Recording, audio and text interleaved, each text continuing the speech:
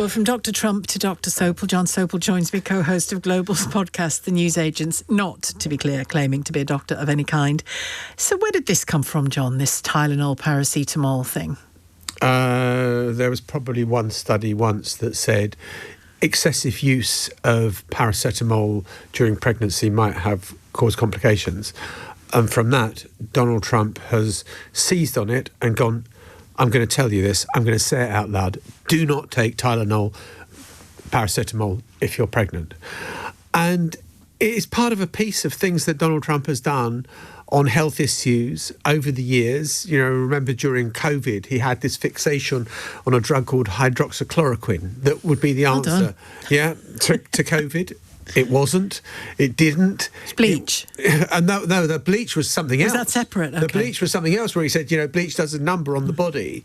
And why don't we, if we could find a way of getting it into the body? And you had the bleach manufacturers. I was in Washington then. I've got a press release that night from the head of communications for the biggest bleach company in the US, Clorox, saying whatever you do, don't try and ingest bleach. It will kill you. In other words, don't listen to a bloody word the president says.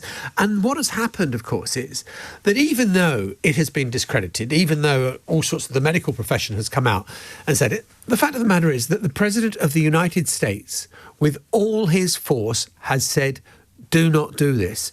And the impact is going to be immediate, and it's going to spread doubt and fear among pregnant women across the country about what they can and cannot take, and based on no real evidence whatsoever. Is it worth digging down into, I'm sure somebody is somewhere, whether there's some financial thing going on here? Well, I don't think there is, as far as I can see. I mean, it's not that he's kind of, the parent company of Tylenol failed to donate money to his Republican Party campaign. Donate money. Who knows? In the future. No, I don't think there is that motivating it. But Donald Trump has this kind of idea that, he's always been interested in sort of MMR vaccines and, measles, mumps and rubella, and that you shouldn't take the three of them together. He's flying in the face of decades of medical expertise and experience and saying things that are way, way beyond what he should be doing. And, the trouble is, Donald Trump is incapable, it seems, of delivering a nuanced message, which is, if you listen to one of those weird things about America is they advertise prescription drugs on TV. Yeah. And then at the end of the ad, you get 10 seconds. Side effects may be loss of life. And you think, oh, that's a pretty serious side effect. Yeah. Chronic heart failure. True of most drugs. Yes. So, but Donald Trump doesn't do that. He just says, no, if you're pregnant, don't take Tylenol. And I think that it's one thing to say, make false claims about whether you won or lost an election or whatever it happens to be. We've seen Donald Trump make claims that, don't bear close scrutiny. But when you are dealing with people's health and their lives and the life of their unborn child, you think, surely you've got to tread a bit more carefully. But that's not the way Donald Trump does things. And is Robert Kennedy involved in this at all? Yeah, I mean, Robert F. Kennedy Jr. is the Health and Human Services Secretary, the Health Secretary of America. And everyone knew what he was. He's a vaccine skeptic. He's got big doubts about things. So this was being billed today as a cure for autism and sort of saying, why has the number of autistic children in America grown exponentially over the... Well, because the definition of autism has changed. And so the definition has widened. Yeah. And therefore, it's like in this country, PTSD. If you've had post-traumatic stress disorder, it was originally only thought that only soldiers could have that because they've suffered on the front line and they've seen terrible things. But if you witness a car crash, you will see terrible things. And so the definition has widened of the number of people who could be affected by PTSD. And so, therefore, you have more people suffering it. It's just a way of calculating it, not because of the vaccine. Is it because it's a thing he likes to do, or maybe even believes what he's saying, or is there a chance he's just looking to distract people and talk about something else? I think the distraction thing is too easy. I mean, look, there are undoubtedly times where Donald Trump does come up with things that are just purely a distraction. He doesn't want you talking about Jeffrey Epstein.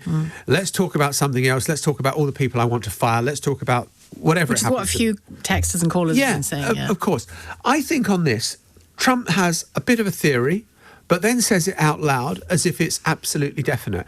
And I do think that there's something has changed post-COVID, where you suddenly had governments, medical experts saying, right, we've all got to go down this route of having COVID vaccines. So, and I couldn't wait, a moment longer to get my COVID vaccine because I believed profoundly in the medical profession. But there are more and more people who think that if everyone is telling you one thing, and you get one person who is telling you something different, believe the other. Believe the one person rather.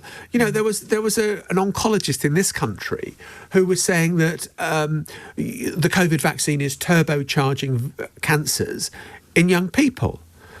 He was the only oncologist in this country to say it. He was politically aligned. He was on. He'd been part of UKIP. Great purchase, though, didn't and he it? got great purchase. And you think, well, but what about the 500 oncologists who work in the National Health Service who are saying there is no evidence and of this? that vaccine skepticism, whether it's about the COVID vaccine or MMR or other vaccines, that's lingering, isn't it? Look at measles clusters that we've had. Yeah, and look at what's happening in America, where there have been deaths in parts of Texas, in West Texas, from measles because increasing numbers of people are saying, no, I don't want the vaccine. And, public health professionals who have toiled for decades to deal with the big crises of disease and obesity, whatever it happens to be, must be tearing their hair out. The confidence is being undermined because of a few people saying kind of counterintuitive things. And we know historically that the amassed wisdom of medicine doesn't always get it right. You look at thalidomide, you look at sodium valproate, just two examples. Yeah. One more historic, one more present day.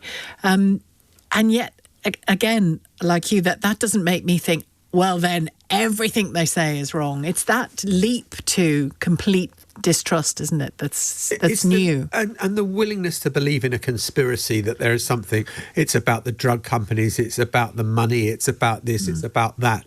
Rather than believing these are scientists whose only interest is, to contribute to health. Look, you work for a big pharmaceutical company. You want to make a profit, but you want your drugs to be successful because there is nothing more ruinous to reputation than to come up with drugs that do harm.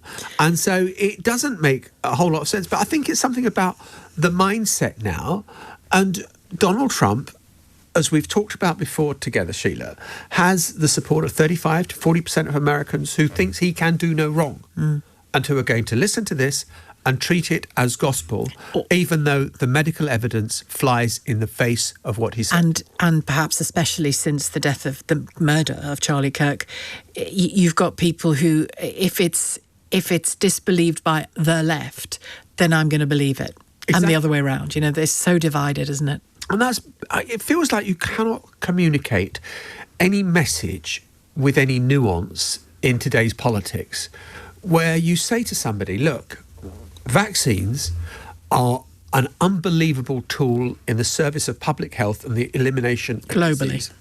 But, in a few cases, there will be side effects that are regrettable, and that is with any drug in any circumstances. Yeah. It's not like America is turning its back on drugs per se. In the UK, you could imagine going to your GP and saying, I've had a terrible cold and I've got this splitting headache and I think I've got symptoms of flu and this awful cough, and they may well say to you, come back in 2 weeks, Ms. Fogarty. If it's persisting. If it's persisting. But, go to bed. In America, there is no way you would go and see your physician and you would come out with a basket full of meds. It's interesting you say that, because I noticed when I was, a long time ago now, I was an au pair in Spain, and I remember one time in the kitchen mistakenly opening a cupboard thinking it had cups and saucers in it or something, and it was drama. It was just an open cupboard in the kitchen, and it was just the medicine cabinet kind of shelf, which in our house was an old biscuit tin with bit of plaster in it, Yeah. a bit of TCP probably, and maybe some paracetamol. I can't remember, but it wasn't much. That was it.